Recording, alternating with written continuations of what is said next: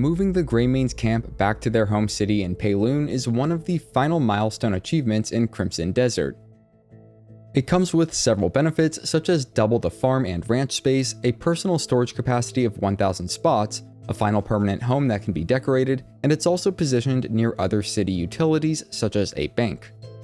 There's a large list of requirements to complete before moving the Greymanes to Pailune, along with a small checklist of safeguards that will ensure the transition happens smoothly and without any game-breaking bugs. All of that will be covered in this guide, and as usual, useful timestamps can be found in the video description. The requirement that will take the most time is to complete the entirety of the main quest line, and this possibly even includes the epilogue chapter. However, there are many other requirements that we should complete on the side as we work through the main quest line so that we don't have a whole laundry list of chores to do after finishing it.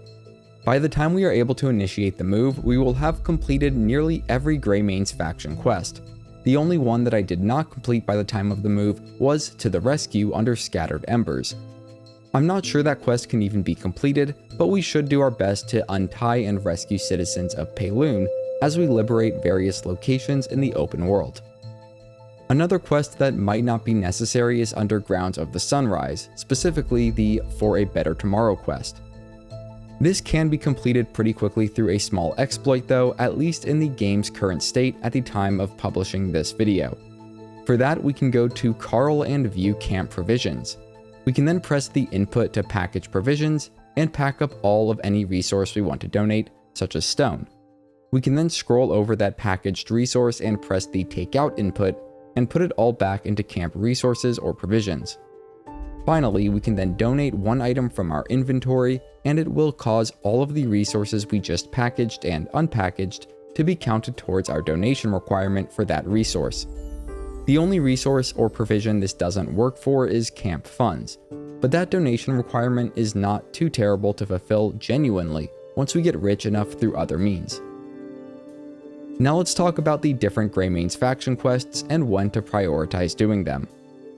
The most important quest line is the Grounds of the Sunrise, which is how we will unlock pretty much all of our comrades, camp functions, and expansions. Comrades are essential for completing mission dispatches, which will play a large role in being able to move to Pailune eventually, so we want to complete quests in Grounds of the Sunrise as soon as they are available to us. After completing Chapter 7 in the main quest line, we should get the Hope from the Ashes quest, which will require dispatching multiple missions to rebuild the city of Pailune. These missions can only be completed one at a time and are very costly in terms of resources. Because of that, it's essential that we have recruited as many comrades as possible in order to keep up with the high demand. Completing all of these missions will also take a fair amount of in-game time, so it's best to try and complete them over the course of the remaining chapters in the main quest line, instead of waiting to do them all at the end. Next up to cover are the Tales of the Greymanes. These are small and typically easy requests to complete for various comrades that we recruit. You can wait to do these all until you are just about ready to move to Pailune, as they won't take up that much time. If it seems like a comrade you are supposed to help is not where the quest marker indicates, it's likely that they are out on a mission, and you must cancel the mission for them to return to the camp. One of the most tedious requirements for moving the Greymanes to Pailune is completion of the Scattered Embers questline. A lot of these quests involve various schemes from yawn to make money, and none of them are all that good. The wagon/trading quests in particular are very annoying, but we will need to do them eventually. If you hit a dead end where the next quest doesn't become available, you may need to progress through the main story, or you may need to just make a broad sweep of the Greymane camp area to find the NPC that needs your help before the next quest gets added to your journal. Finally, there could be some other requirements that are more hidden, such as completing faction quests within Hernand or Pailune. So please comment below if you need help or have questions, and I'll do my best to help there. Once all requirements have been completed, we should be at 31 out of 34 in Scattered Embers, 37 out of 38 in Grounds of the Sunrise, and 27 out of 27 in Greymane Commissions. At that point, we should be unable to switch over to Oongka as our playable character. That indicates that we can start the final Scattered Embers quest by locating Oongka near Calfate Castle, which is southwest of Pailune City.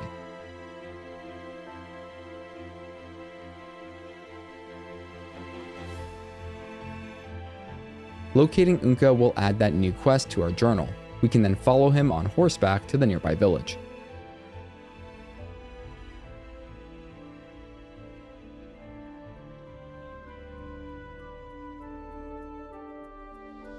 From there, we'll need to head into a pub and win a total of 3 arm wrestling matches.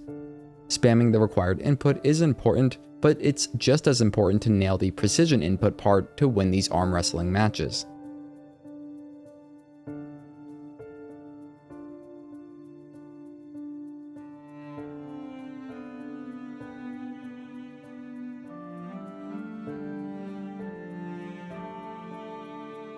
After winning at least 3 arm wrestling matches, we can leave the table to finish the quest.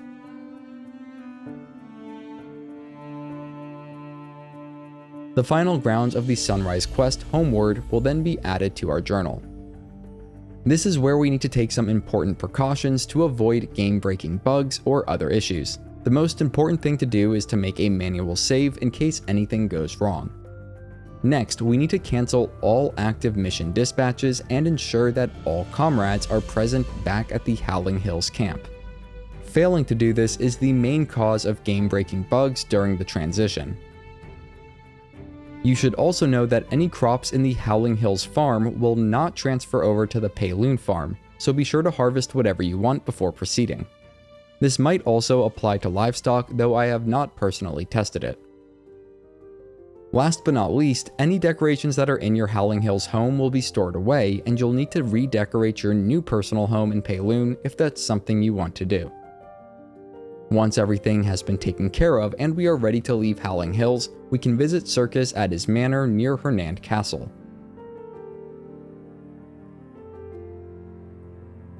After speaking with him, we will then return to Howling Hill and try to enter the center of the camp to trigger a series of cutscenes in which we journey back to our home city in Pailune.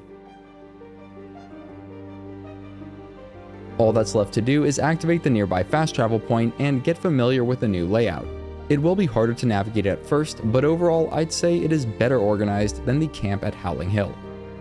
There was a weird issue when I first completed the move where I had a few comrades unavailable for use in mission dispatches, but that seemed to resolve itself after 1 or 2 in-game days. If you have any questions on what was covered in this guide, you can reach out to me in the comments where I will do my best to help. If you want to see more great content, you can head over to my channel, and if you're new, consider subscribing. You're helping me feed my cats, Marshmallow, and Coco. Have a great day. If you're here today, have a great Wednesday, and as always, thanks for watching.